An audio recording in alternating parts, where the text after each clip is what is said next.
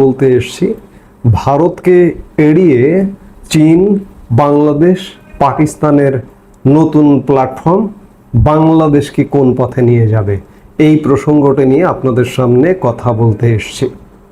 আর নতুন করে আলাপের কিছু নেই যে গত 1 বছর যাবৎ আমাদের সবচেয়ে নিকট প্রতিবেশী, সবচেয়ে যৌক্তিক প্রতিবেশী ভারত। সেই ভারতের সাথে আমাদের সম্পর্কটা কোন জায়গায় কত তলানিতে নেমে গেছে সেটি আর বলবার অপেক্ষা রাখে না।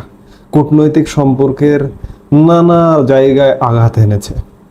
দুদেশের মধ্যে ভিসা সম্পর্ক, একটি দেশের সাথে আরেকটি দেশের সবচেয়ে বড় সম্পর্কের জায়গাটি যেটি গণ্য করা হয় সেটি হচ্ছে ভিসা সম্পর্ক।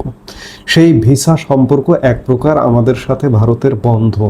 শুধুমাত্র চিকিৎসা ভিসা এবং শিক্ষার্থী ভিসাটি কোনো রকমের নামমাত্র চালু আছে। তারপরেও চিকিৎসা ভিসার আবেদন করেও যথাযথভাবে ভিসা বাংলাদেশিরা পায় না। এই হচ্ছে সম্পর্ক। এরই মধ্যে ভারত আমাদের আরও নানান সুযোগ সুবিধা বন্ধ করে দিয়েছে, ট্রান্সশিপমেন্ট সুবিধা বন্ধ করে দিয়েছে, স্থলপথে আমরা যে পণ্যগুলো রপ্তানি করতাম সেগুলো বন্ধ করে দিয়েছে। এগুলো কেন করেছে? আজ থেকে 1 বছর আগে যে সরকারটি ছিল আওয়ামী লীগ সরকার, সেই সময় কেন করেনি? সেই সময় আওয়ামী লীগ সরকারটি পররাষ্ট্র নীতির ক্ষেত্রে এমনভাবে চলতো, কাউকে শত্রু গণ্য করতো না। চীনও বন্ধু, ভারতও বন্ধু, এমনকি চির বৈরী যে দেশটির সাথে আমরা যুদ্ধ করে স্বাধীনতা লাভ করেছি পাকিস্তানের সাথেও সাংঘর্ষিক অবস্থায় যায়নি। একটা স্বাভাবিক কূটনৈতিক সম্পর্কে ছিল। পাকিস্তানের হাই কমিশন বাংলাদেশে আছে, বাংলাদেশের হাই কমিশন পাকিস্তানে আছে, অর্থাৎ সম্পর্ক নেই এটি তো কেউ বলতে পারবে না। কিন্তু আজকে গত 1 বছরে বাংলাদেশ যেন গায়ে পড়ে পৃথিবীর ব্লকে ব্লকে ভাগ হয়ে যাচ্ছে। ভারতের সাথে সম্পর্ক খারাপ করেছে, সম্প্রতি যুক্তরাজ্যের সাথে সম্পর্ক খারাপ করেছে। যুক্তরাজ্যের এক এমপি এক সাবেক মন্ত্রীর সাথে সংঘাতে জড়িয়ে। এখন প্রশ্ন হচ্ছে যে ভারতের সাথে সম্পর্ক খারাপ করলে বাংলাদেশের তো বহুমাত্রিক বিপদ হতে পারে। এমনকি পাকিস্তানও যদি ভারতের সাথে মিলিয়ে না চলে, পাকিস্তানেরও বিপদ হতে পারে।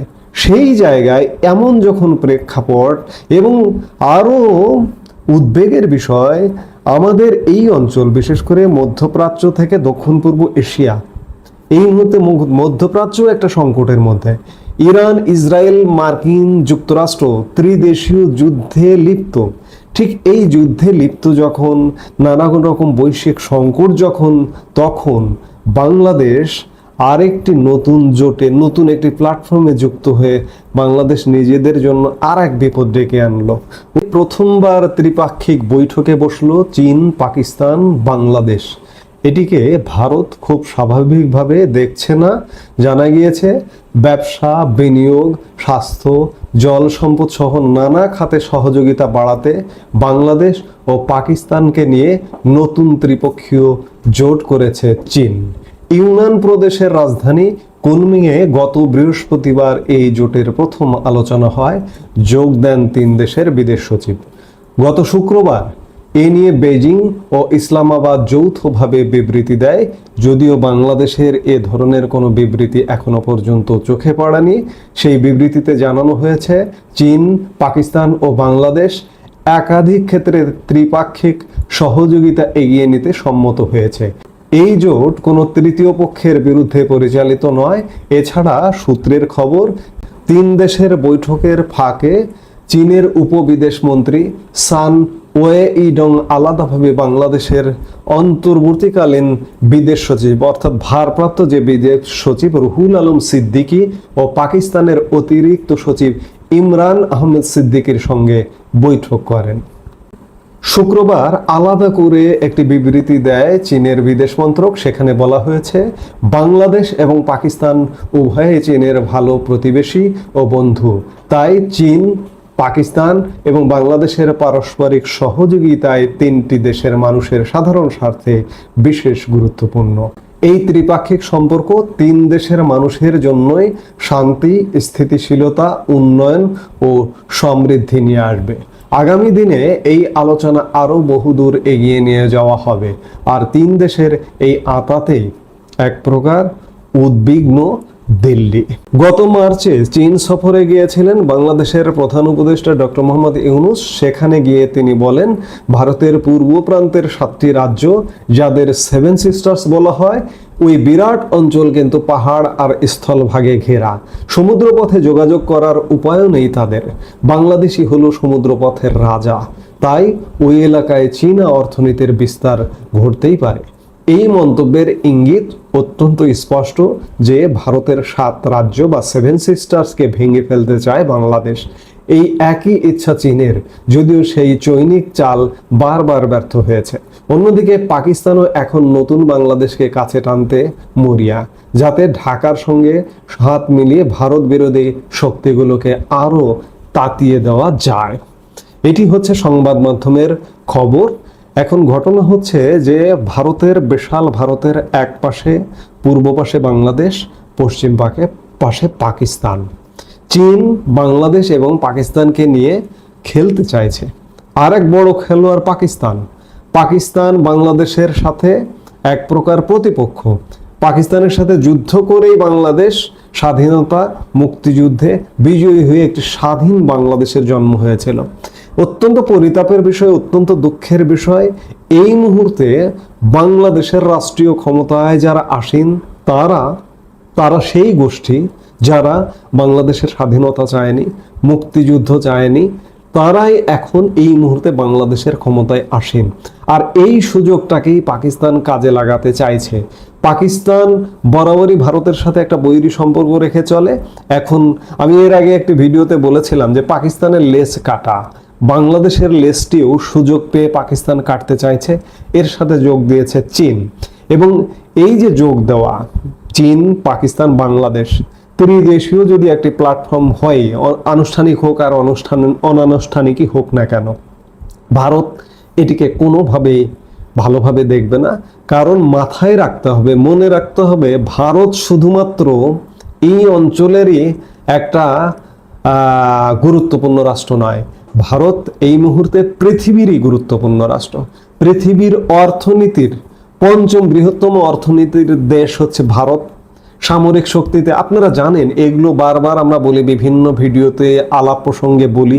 সেই ভারত পাকিস্তানকে যদি ধরতে চায়, বাংলাদেশকে যদি মারতে চায়, বাংলাদেশকে ঠেকানোর কিন্তু কোনো কায়দা নেই, কোনো উপায় নেই। পাকিস্তান বাংলাদেশকে এসে, পাকিস্তানের কি হবে সেটা পাকিস্তানের বিষয়। আমরা বাংলাদেশের নাগরিক হিসেবে, বাংলাদেশের মানুষ হিসেবে বলতে চাই যে সারা পৃথিবীর সাথে একটা স্বাভাবিক সম্পর্ক রাখা উচিত। অতীতে যেমনটা দেখেছি আমরা, বিশেষ করে বিগত সরকারের আমলে, সকলের সাথে বন্ধুত্ব, কারো সাথে শত্রুতা বা বৈরিতা নয়। আমাদের পররাষ্ট্র নীতির যে মূল মন্ত্র, সেটির আলোকেই চীনের সাথে দেদারসে ব্যবসা বাণিজ্য হয়েছে। চীন আমাদের বাণিজ্যিক অংশীদার, সবচেয়ে বড় অংশীদার। আমরা চীন থেকে সবচেয়ে বেশি পণ্য আমদানি করি। কই, ভারত তো গোস্বা করেনি। ভারত থেকে আমরা 2য় বৃহত্তম আমদানি করি। ভারত এতে তো রাগ করেনি। সম্পর্কটা কনভিন্স করে রাখতে হয়। কিন্তু এই মুহূর্তে বাংলাদেশে এমন একটি সরকার বসে আছে যে কনভিন্সের ধারে পাশে থাকে না, যার দরুন আমাদের কি ক্ষতি হতে পারে, আমাদের বহুমাত্রিক ক্ষতি হতে পারে। আমি বেশি দূরে যাব না, অনেক আলাপ করি এগুলো নিয়ে। এক পানি দিয়ে যদি আমাদের ভারত মারে, তাহলেই আমাদের কিন্তু অবস্থা খারাপ। এই যে পাকিস্তানে সিন্ধুর জল বন্টন চুক্তি আছে একটা, সেই জল বন্টন চুক্তি স্থগিত করেছে। এতে কিন্তু পাকিস্তানের থরকম্প অবস্থা। এটি যদি 1 বছর স্থগিত থাকে, তাহলে পাকিস্তানের একটা বিশাল অঞ্চল মরুকরণের দিকে যাবে। ঠিক তেমনি আমাদের পানি সম্পদ নিয়ে যদি ভারত কোনো অ্যাটেম্প নেয়, আমরাও কিন্তু মরুকরণের দিকে যাব।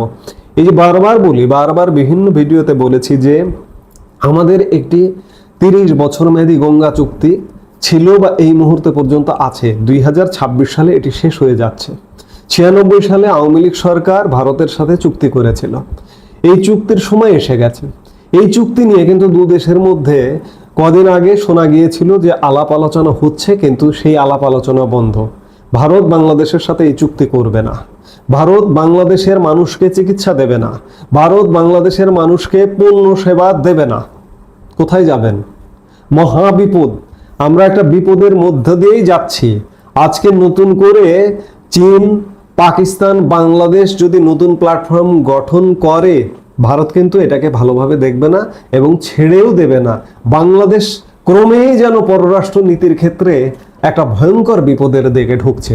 মাঝে মাঝে মনে হচ্ছে যে বাংলাদেশে কি কোনো সরকার তো নেই, আমি তো বলেই যে সরকার আসলে নেই, অনেক কাজই কর্মে বোঝা যায় না। এই মুহূর্তে কি বাংলাদেশের পররাষ্ট্র নীতি আছে?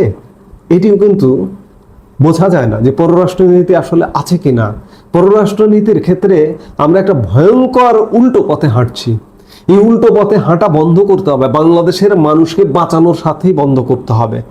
আজকে চীন, পাকিস্তান, বাংলাদেশের এই নতুন প্ল্যাটফর্ম এবং বাংলাদেশ বিশেষ করে পাকিস্তানের ফাঁদে পা দেওয়া উচিত হবে না, চীনের ফাঁদে পা দেওয়া উচিত হবে না। ভারতকে আমাদের আস্থায় নিয়ে যদি কিছু করতে হয়, ওদের সাথে সম্পর্ক রাখতেও হয় চীন পাকিস্তানের সাথে, সেটি ভারতকে আস্থায় নিয়ে এগোতে হবে, নইলে বাংলাদেশের জন্য ভয়ঙ্কর বিপদ অপেক্ষা করছে। এই মুহূর্তে এ পর্যন্তই।